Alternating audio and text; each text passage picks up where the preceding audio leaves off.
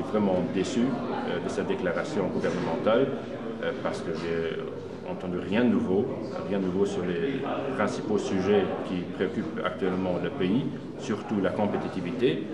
Et c'est ce sujet-là où le gouvernement n'est pas uni, où il y a plusieurs positions, et ces plusieurs positions persistent. Et apparemment, le gouvernement ne peut pas se céder un seul programme pour relancer l'économie au Luxembourg jusqu'à la fin de l'année. Le Premier ministre a soulevé sa propre coalition pour l'abstention, mais il n'a pas soulevé le problème parce que en fait, le discours était très défensif. C'était pas Jean-Claude Juncker comme on l'a connu il y a quelques années. C'est-à-dire qu'il n'y a aucune vision, c'était l'ambition de calmer en fait les esprits de sa propre coalition. Et pour le reste, tout a été retardé en fait quelques mois. Monsieur le Premier ministre, il a dénoncé une partie des revendications et des réformes qui s'imposent de notre part. Noter que certaines de nos demandes, de nos propositions ont été retenues également. Il n'y a pas eu de grande surprise et on ne s'y attendait de toute façon pas. Donc on ne s'attendait pas à une déclaration de rupture de coalition. On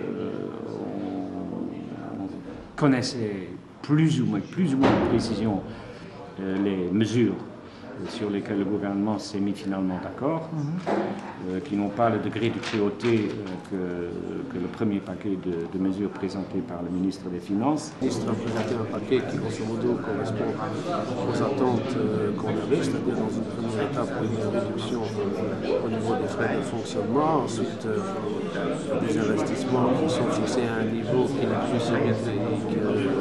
celui d'avant, mais quand même un niveau qui n'est pas de nature à freiner quand même tout développement économique. Ensuite, dans le domaine social, je crois qu'on peut dire que les différentes mesures correspondent au principe de la cohésion sociale et ce n'est pas des coupes sombres dans le budget social comme on a vu dans un certain nombre de nos pays voisins. La proposition du Premier ministre de profiter des mois à venir pour en discuter largement avec les partenaires sociaux au sein de la tripartite et aussi au niveau du Parlement est une proposition qui est une bonne proposition et nous allons y participer activement.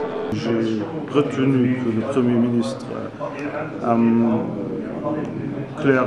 s'était clairement exprimé pour un nouveau dialogue au sein de la tripartite sur le sujet de la compétitivité, une question qui nous a quand même fondamentalement opposés. Il a proposé de mener cette discussion en fin d'année, mois d'octobre, aussi bien au sein de la tripartite que dans l'enceinte de la Chambre des députés. Donc on attendra en toute sérénité cette discussion et les conclusions qui se proposeront à ce moment-là.